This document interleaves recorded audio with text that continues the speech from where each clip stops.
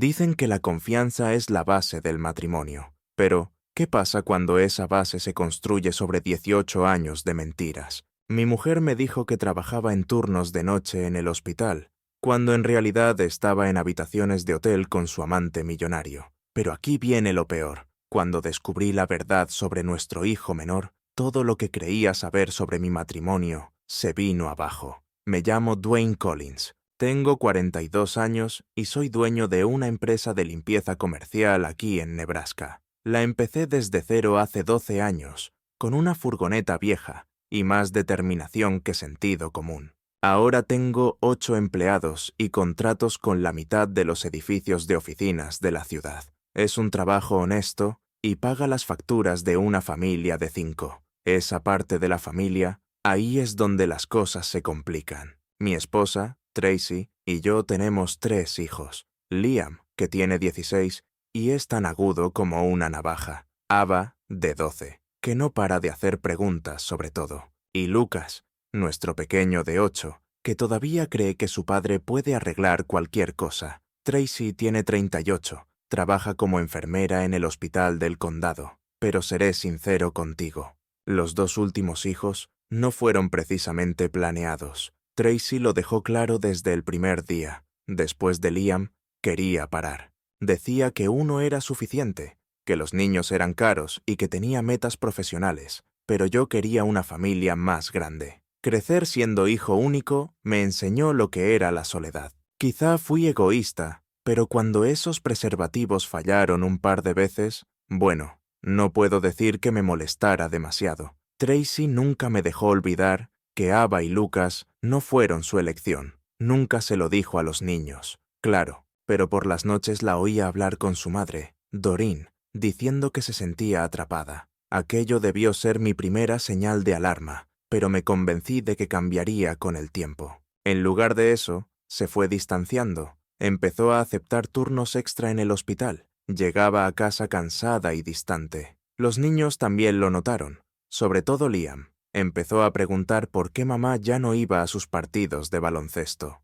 La mañana en que todo cambió, empezó como cualquier otro martes. Tracy se preparaba para otro turno doble, o eso decía. Entró en la cocina vestida con un uniforme médico que parecía nuevo. Llevaba el pelo arreglado y más maquillaje del habitual. «Estás guapa», le dije. De verdad, apenas me miró. «Gracias», respondió Tracy, revisando su móvil. «Llegaré tarde esta noche. El doctor Richardson ha programado más cirugías otra vez». Las palabras se me escaparon antes de poder detenerme. «¿Otra vez?», pregunté. Sus ojos destellaron con fastidio. «Sí, Dwayne, otra vez. Algunos de nosotros tenemos trabajos que realmente importan». La cocina se quedó en silencio. Sentí el calor subir por el pecho, pero me contuve, no delante de los niños. Aquella tarde estaba supervisando un trabajo cuando sonó mi teléfono. Era Rick Patterson, un viejo amigo del ejército. «Oye, Dwayne»,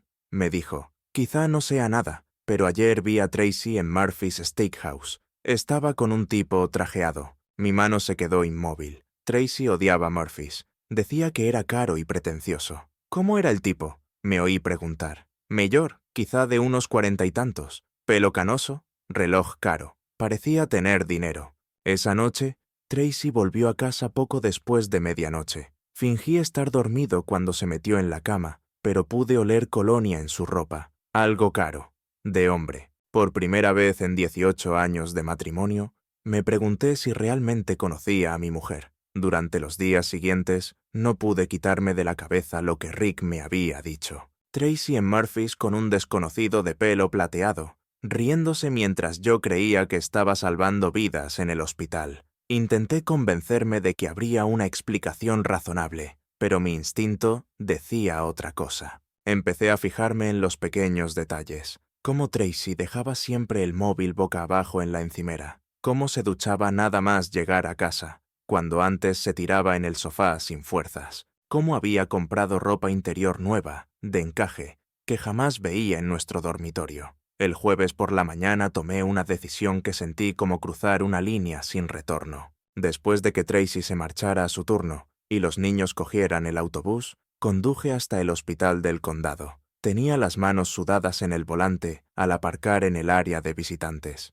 Entré en urgencias como si perteneciera allí, saludando al guardia de seguridad, demasiado distraído leyendo el periódico como para fijarse en mí. La zona de enfermería estaba llena de movimiento, pero reconocí a Janet Mills, una mujer con la que había coincidido en algunos actos benéficos del hospital. «Dwayne», dijo Janet sorprendida, «¿qué te trae por aquí? ¿Está todo bien con Tracy?» «Una oportunidad perfecta. Precisamente por eso vengo», le respondí, fingiendo una sonrisa preocupada. «Tracy ha estado trabajando tantos turnos extra últimamente que quería traerle un café. ¿Está por aquí?» El rostro de Janet se frunció, confundido. «¿Turnos extra? Cariño, Tracy no ha hecho ni una sola hora extra en 2 meses. Apenas está cumpliendo con su horario normal. El doctor Richardson está bastante frustrado con eso. De hecho, sus palabras me golpearon como un ladrillo en el pecho, aunque intenté mantener la cara tranquila. «Ah, quizá me equivoqué de fechas», dije con una risa débil. «Ya sabes cómo es esto». «Claro», respondió Janet, volviendo a su papeleo.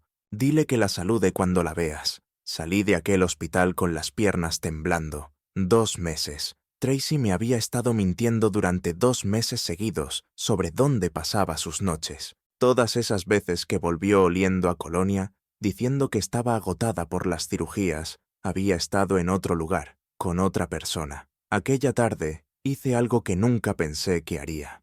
Llamé a mi viejo amigo Mike Torres, que dirigía un negocio de investigación privada desde su garaje. Mike y yo servimos juntos en Irak, y si había algo que sabía de él, era que podía averiguar cualquier cosa sobre cualquiera. «Necesito un favor», le dije cuando contestó, «y necesito que quede entre nosotros». «¿Qué clase de favor?», preguntó Mike, con cautela. «Del tipo que implica seguir a mi mujer y hacer fotos». Hubo un largo silencio. «Dwayne, ¿estás seguro de esto? Una vez que tomas este camino, no hay vuelta atrás». «Ya estoy en el camino, Mike. Solo necesito saber hasta dónde llega». Nos reunimos aquella tarde en un restaurante a las afueras de la ciudad. Mike deslizó un pequeño dispositivo sobre la mesa. Era un rastreador GPS, no más grande que una caja de cerillas. «Magnético», explicó. «La batería dura 3 semanas. Yo lo monitorizaré a distancia y la seguiré cuando vaya a algún sitio interesante. La tarifa estándar son 200 al día, más gastos». Le entregué 400 en efectivo. 2 días deberían bastar. Esa noche, después de que Tracy se fuera a la cama diciendo que estaba agotada por su falso turno, salí al garaje. Mis manos estaban firmes mientras colocaba el rastreador en la parte inferior del parachoques trasero de su coche. Encajó con un clic suave, que sonó como un trueno en la quietud de la noche. Al volver a casa, me sentí como un extraño en mi propia vida. El hombre que había besado a Tracy buenas noches 20 minutos antes no habría puesto un GPS en el coche de su esposa. Pero ese mismo hombre tampoco se habría casado con una mujer capaz de mentirle a la cara todos los días sin pestañear.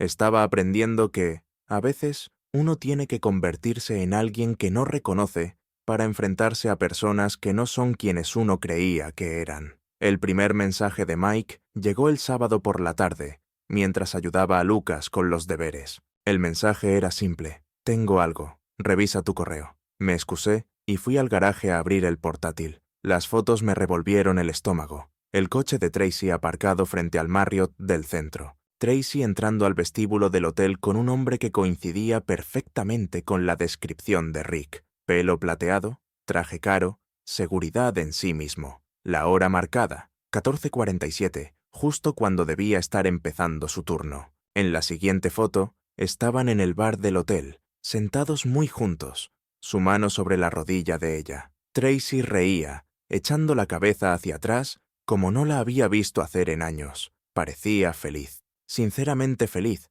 de una manera en la que ya nunca lo estaba en casa. La última foto fue un golpe al estómago. Tracy y aquel hombre entrando juntos en el ascensor, de la mano, mirándose como adolescentes. La hora, 16:23. Mi teléfono vibró con otro mensaje de Mike. «Estuvieron 2 horas. Tengo la matrícula también. Estoy verificando». Me quedé en el garaje, mirando esas fotos de mi esposa con otro hombre, sintiendo como algo frío se asentaba en mi pecho. No era rabia.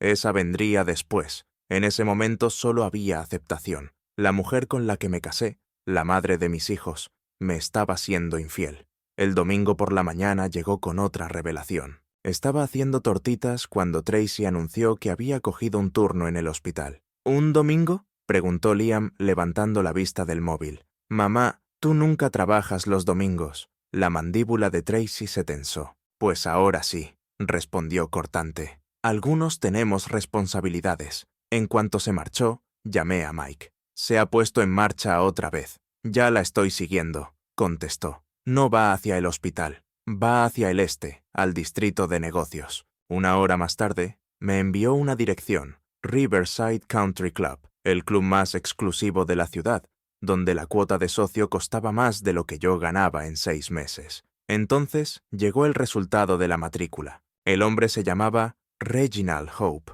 48 años, director ejecutivo de Hope Development Corporation, casado con Patricia Hope desde hacía 22 años. 3 hijos, un patrimonio estimado en $12 millones.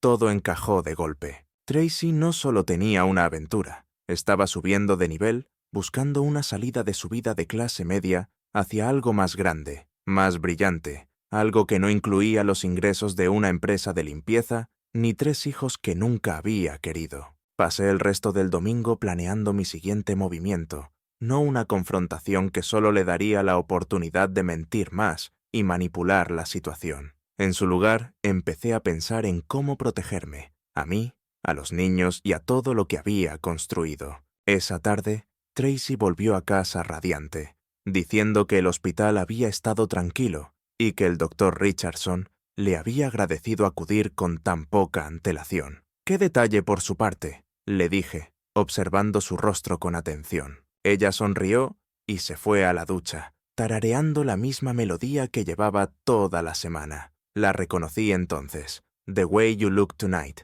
la canción que sonaba en el bar del hotel de las fotos de Mike.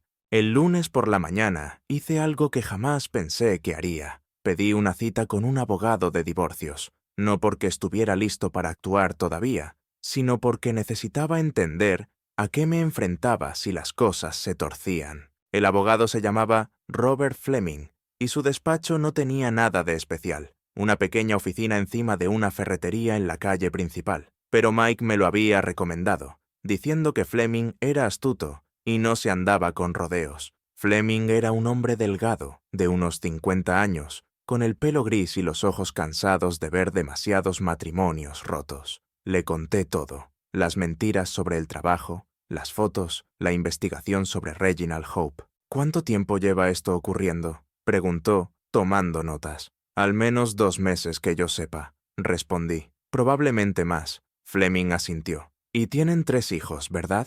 «Sí, de 16, 12 y 8. Esto puede ponerse feo», advirtió Fleming, «especialmente si ella lucha por la custodia. Necesitas documentarlo todo, su ausencia en casa, sus mentiras sobre el trabajo, cualquier prueba de que está abandonando sus responsabilidades como madre». Esa tarde empecé a llevar un diario. Cada mentira que Tracy decía, cada vez que se perdía una actividad de los niños, cada noche que llegaba tarde, oliendo al perfume de otro hombre. Lo anoté todo, con fechas y horas. También empecé a grabar nuestras conversaciones. Nebraska es un estado de consentimiento de una sola parte, lo que significa que podía grabar legalmente cualquier conversación en la que yo participara. Compré una pequeña grabadora digital y la llevaba en el bolsillo de la camisa. El gran descubrimiento llegó el miércoles por la tarde. Tracy estaba en la ducha después de otro turno, tarde, y yo ayudaba a Ava con sus deberes de matemáticas cuando oí vibrar su teléfono sobre la encimera de la cocina. Se lo había dejado olvidado, algo que ya nunca hacía. El mensaje era de Dr. Richardson. «No puedo esperar a verte mañana. Mismo sitio, misma hora». «Eres increíble». Hice una captura de pantalla y eliminé la notificación antes de que Tracy saliera de la ducha. Cuando bajó buscando el móvil, yo leía el periódico como si nada. «¿Ha sonado mi teléfono?», preguntó, revisando sus mensajes. «No que yo haya oído», respondí sin mirarla. Esa noche, cuando Tracy se durmió, transferí la captura a una carpeta segura de mi portátil. Al día siguiente haría que Mike la siguiera otra vez. Pero ahora tenía pruebas. en su propio teléfono, de que el doctor Richardson era algo más que su jefe. Lo más difícil no fue descubrir la traición de mi esposa, fue ver cómo mis hijos empezaban a darse cuenta, poco a poco, de que su madre se estaba alejando de ellos. Liam había dejado de invitarla a sus partidos. Ava ya no le enseñaba sus proyectos del colegio. Y Lucas había empezado a acudir a mí para todo, incluso para cosas que antes preguntaba a su madre. Lo sentían, aunque no pudieran ponerle nombre. Su madre estaba eligiendo a otra persona por encima de ellos, por encima de la familia que habíamos construido juntos, y eso hizo que mi decisión fuera más fácil. Ya no estaba luchando por mi matrimonio, estaba luchando por el futuro de mis hijos, y no pensaba perder esa batalla. El viernes por la tarde llegó la conversación que más temía. Tracy se preparaba para otro turno, cuando Lucas bajó corriendo las escaleras, con lágrimas en la cara. «¡Mami!», gritó, tirando del uniforme de enfermera de Tracy. «Necesito ayuda con mi proyecto de ciencias. Es para el lunes». Tracy se apartó de él, como si la hubiera tocado algo sucio. «Lucas, no tengo tiempo para esto», soltó bruscamente. «¿No ves que estoy intentando prepararme para el trabajo? Pero prometiste que me ayudarías», sollozó Lucas. «Nunca prometí nada», dijo Tracy con frialdad. «Pídeselo a tu padre. A él se le da bien limpiar desastres». Ahí lo oí. Esas palabras que había estado esperando, pero que deseaba no tener que usar. Tenía la grabadora funcionando en el bolsillo de la camisa, y Tracy acababa de darme oro. «Tracy», dije con calma, «tiene 8 años y solo te está pidiendo ayuda con los deberes». Ella se giró de golpe, con el rostro retorcido por la frustración.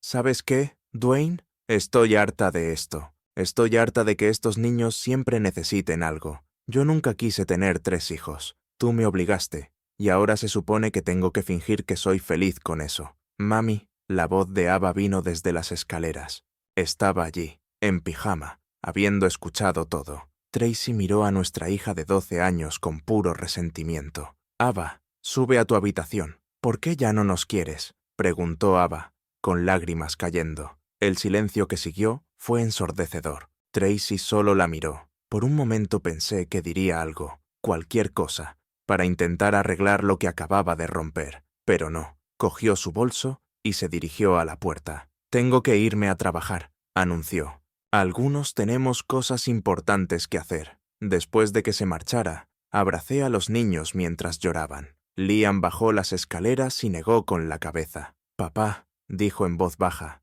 «sabes que en realidad no va a trabajar, ¿verdad?».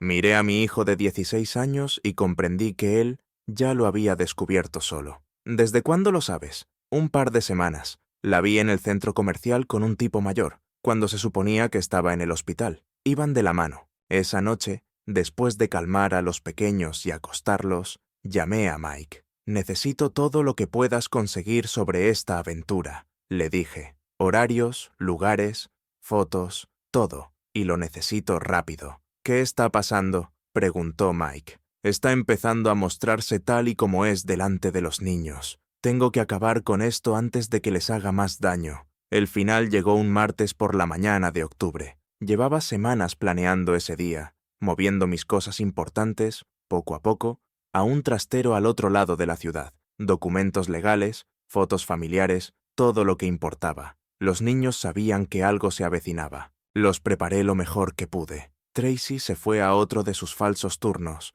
besándome como lo había hecho durante 18 años, completamente ajena a que sería la última vez. Después de que los niños cogieran el autobús, cargué lo último en mi camioneta. Los perros vinieron conmigo. A Tracy nunca le habían gustado de todos modos. Dejé una sola cosa sobre la mesa de la cocina, donde ella la vería al volver: mi anillo de boda y una hoja de papel con 4 palabras escritas. «Celo de Reginald». Esa tarde recogí a los niños del colegio. Ya había arreglado que se quedaran con mi hermano unos días mientras todo se calmaba. Liam lo entendió por completo. Los pequeños estaban confundidos, pero confiaban en mí. «¿A dónde vamos, papá?», preguntó Ava mientras conducíamos hacia casa de mi hermano. «A un sitio donde mamá ya no pueda haceros daño con sus palabras», le respondí. Mi teléfono empezó a sonar alrededor de las 6 de la tarde. Era Tracy, llamando desde un número desconocido. No contesté. Llamó 17 veces esa noche.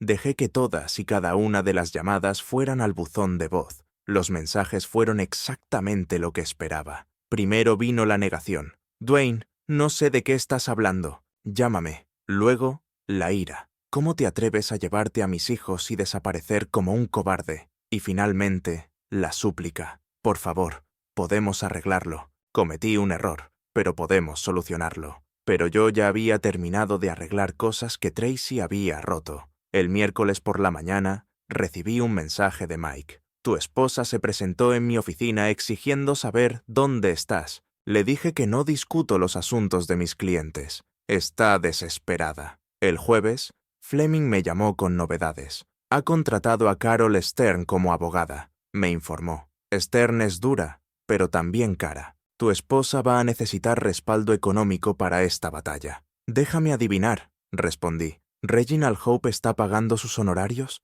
Esa sería mi suposición. Pero escucha, tenemos pruebas de adulterio, abandono de deberes parentales y engaño financiero. Nebraska no es un estado de divorcio sin culpa en lo que respecta a la división de bienes. Su aventura le va a salir cara. El sábado por la mañana, exactamente una semana después de haberme marchado, Tracy finalmente me encontró. Yo estaba en el trastero organizando mis cosas cuando su coche apareció. Se veía fatal, ojeras, el pelo sucio, la misma ropa que llevaba 3 días antes. Caminó hacia mí como si se acercara a un animal salvaje. Dwayne, dijo, con la voz quebrada, por favor, tenemos que hablar. No, respondí con calma. No tenemos nada que hablar. Cometí un error. Se acabó con él. Elijo a nuestra familia. La miré, a la mujer con la que me había casado, a la madre de mis hijos, y no sentí más que lástima. Tracy, ya tenías a tu familia. Fuiste tú quien decidió tirarlo todo por la borda. Le dijiste a nuestro hijo de 8 años que nunca lo habías querido. Su rostro palideció. Había olvidado la grabadora. No puedes usar eso contra mí, susurró. En realidad, sí puedo, y lo haré. Ese día volvió a una casa vacía. 10 meses después, descubrió por qué. La desesperación de Tracy se convirtió en tema de conversación en todo el pueblo, en cuestión de días. Según mi hermano Jim, fue a su casa 3 veces exigiendo ver a los niños. Cada vez, Jim le respondió lo mismo. No quieren verte ahora mismo. Después lo intentó con mi madre. Mamá me contó que la conversación fue exactamente como la esperaba. Helen, le dijo Tracy, de pie en el porche con los ojos enrojecidos. Por favor, dime dónde está Dwayne.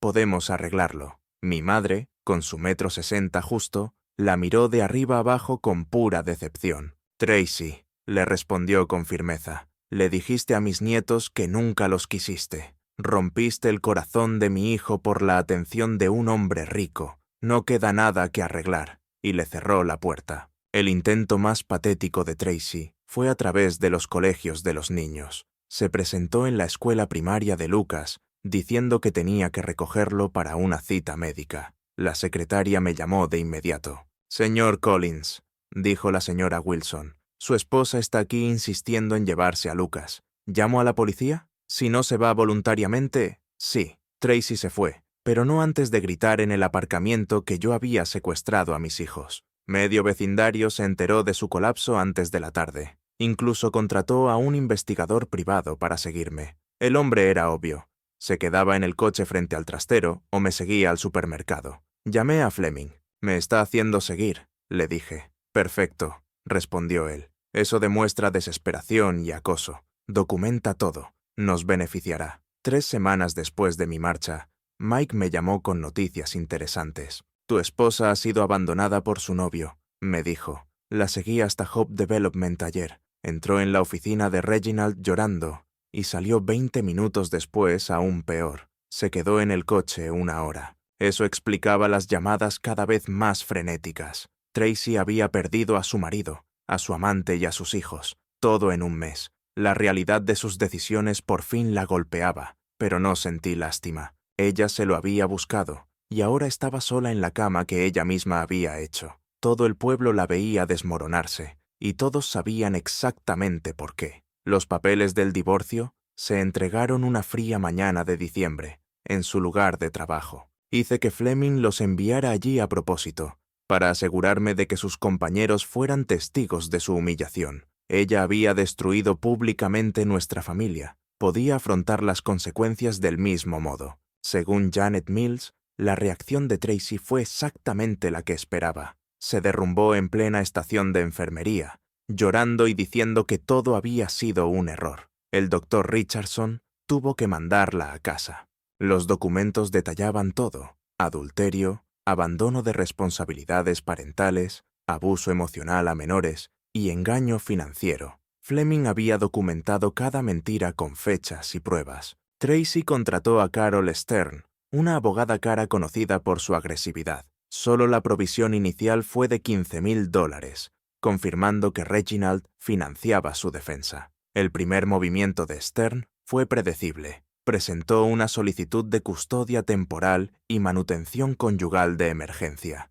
alegando que yo era un hombre inestable que había secuestrado a los niños en un ataque de celos. Fleming se rió al leerlo. Está desesperada. Tenemos grabaciones de tu esposa diciendo que nunca quiso a los niños. Stern sabe que está luchando una batalla perdida. La audiencia temporal se fijó para el 15 de enero. 2 días antes, Stern presentó una moción desesperada, alegando que yo había sido psicológicamente abusivo durante nuestro matrimonio y que había obligado a Tracy a tener hijos no deseados mediante coerción reproductiva. Es un último intento, me explicó Fleming. Está tratando de cambiar la narrativa, de convertir a Tracy en la víctima. El problema es que tenemos 18 años de pruebas que demuestran que fuiste un esposo y un padre entregado. La audiencia fue una clase magistral de destrucción legal. Fleming presentó las pruebas de forma metódica. Los datos del GPS, las fotos de la aventura, los registros laborales que demostraban que había mentido sobre las horas extra y, finalmente, la grabación en la que le decía a los niños que nunca los había querido. Cuando se reprodujo aquella grabación, el rostro de Tracy se puso blanco como el papel. Sus propias palabras, diciéndole a Lucas que estaba harta de que los niños siempre necesitaran algo, hicieron que varias personas en la sala se estremecieran visiblemente. El juez Morrison escuchaba con una expresión cada vez más severa. Cuando Stern intentó argumentar que Tracy merecía una segunda oportunidad, el juez la interrumpió en seco. He oído a una mujer decirle a su hijo de 8 años que nunca lo quiso, dijo el juez con frialdad. Este tribunal no premiará ese comportamiento. El fallo fue rápido. Obtuve la custodia total temporal. Tracy solo recibió visitas supervisadas, pendientes de una evaluación psicológica, sin pensión, sin manutención, nada. Al salir del juzgado, Fleming me advirtió: esto es solo el comienzo, pero ahora tenemos la ventaja. La justicia, al fin, estaba llegando. 3 meses después de la audiencia de custodia, Fleming me llamó con una noticia que lo cambiaría todo. La evaluación psicológica ordenada por el tribunal había recomendado pruebas de ADN para los 3 niños, un procedimiento estándar en casos de custodia disputada. Tenemos los resultados del ADN, dijo Fleming con cuidado. Hay algo que necesitas saber sobre Lucas. Se me hundió el estómago. ¿Qué pasa con Lucas? No es biológicamente tuyo. Las palabras me golpearon como un puñetazo. Lucas, mi hijo de 8 años,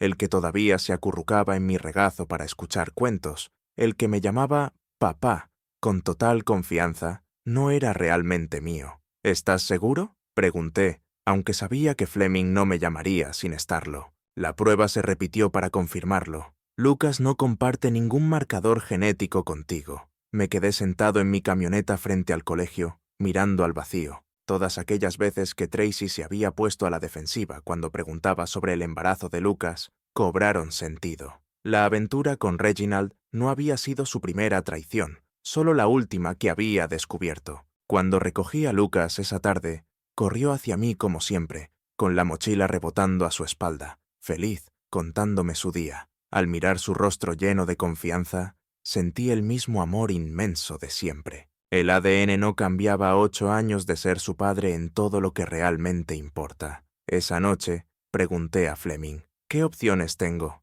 En realidad, esto fortalece nuestra posición, explicó. Si Lucas no es biológicamente tuyo, demuestra que Tracy tuvo una aventura anterior. Muestra un patrón de engaño que viene de años. Sin embargo, hay un precedente legal llamado paternidad psicológica. Has sido su padre desde que nació. Quitártelo ahora podría causarle un daño significativo. La audiencia final de divorcio se fijó para el 15 de marzo. Tracy apareció convertida en la sombra de lo que fue. Había perdido peso, llevaba el pelo descuidado y la ropa le colgaba. Reginald había roto todo contacto tras el divorcio que su propia esposa le había interpuesto. Carol Stern hizo un último intento desesperado por conseguir custodia compartida, alegando que Tracy había ido a terapia y estaba lista para ser una mejor madre. Pero el juez Morrison no se lo creyó ni un segundo. «Señorita Stern», dijo el juez con frialdad, «su clienta le dijo a sus hijos que nunca los quiso. Abandonó a su familia por una relación extramatrimonial. La evidencia demuestra que no está capacitada para tener contactos sin supervisión. El fallo final fue duro, pero justo. Obtuve la custodia completa de los 3 niños, la casa, los activos de mi negocio y mis fondos de jubilación. Tracy se quedó con su coche, sus pertenencias personales y nada más. Sin pensión, sin manutención, solo visitas mínimas y supervisadas. Al salir del juzgado, Tracy hizo un último intento desesperado. «Dwayne, por favor», dijo entre lágrimas, «también son mis hijos». Me detuve y la miré. «Tracy, le dijiste a Lucas que nunca lo quisiste. Rompiste el corazón de Ava. Destruiste la confianza de Liam. Ya no son tus hijos. Son míos. Prueba de ADN o no, esos niños eran míos. Y jamás permitiría que nadie los lastimara otra vez». 5 años después, veo a mis hijos prepararse para ir al colegio en nuestra cocina, apenas reconociendo al hombre que alguna vez se desvelaba preguntándose si su esposa lo amaba. Lucas tiene 13 años ahora. Es la estrella de su equipo de baloncesto. Aún no sabe nada del test de ADN, y he decidido que nunca necesita saberlo. Es mi hijo en todo lo que importa. Ava tiene 17 años y va a la universidad con una beca parcial. Es segura, divertida y nunca menciona a su madre. Cuando empezó a salir con un chico, me dijo: «Quiero a alguien que me trate como tú tratabas a mamá antes de que ella lo arruinara, papá. Así sabré que vale la pena». Liam se graduó como mejor estudiante de su promoción y está terminando su 2.º año de ingeniería. Llama todos los domingos. A veces menciona que ha visto a Tracy por el pueblo. Trabaja en una tienda de descuento. Vive en un pequeño apartamento. Nunca volvió a casarse. Hace 2 años conocí a Sara en uno de los partidos de Lucas. Es profesora y viuda, con una hija de 10 años llamada Emma. Nos tomamos las cosas con calma porque necesitaba asegurarme de que quisiera estar con todos nosotros, no solo conmigo. Cuando aceptó mi propuesta de matrimonio la pasada Navidad, Lucas fue el primero en abrazarla. Tracy ha pedido ver a los niños 3 veces en 5 años. Cada vez, ellos se negaron. El juez Morrison terminó por retirar sus derechos parentales hace 2 años, cuando dejó de presentarse a las visitas supervisadas. El mes pasado recibí una carta suya. Había oído sobre mi compromiso y quería aclarar las cosas antes de que me casara. Decía que lo sentía, que había estado confundida y que fue egoísta. Tiré la carta sin terminar de leerla. Mi negocio se ha triplicado. Ahora tengo 22 empleados y contratos en 3 condados. Los niños ayudan a veces, y a Lucas le encanta conducir el camión de suministros. Esta mañana, Sara preparó tortitas mientras yo hacía los almuerzos. Emma y Lucas discutían sobre qué película ver por la noche. Caos familiar normal, de ese que me hace sonreír. «¿Sabes qué?», dijo Sara, rodeándome con los brazos. «Así es como debería sonar una familia. Tiene razón». Tracy volvió a casa vacía hace 5 años y pasó 10 meses preguntándose por qué su vida se desmoronó. La respuesta era sencilla. Eligió destruir algo bueno por algo que nunca iba a durar. Yo, en cambio, elegí construir algo mejor. A veces, la mejor venganza es simplemente vivir bien.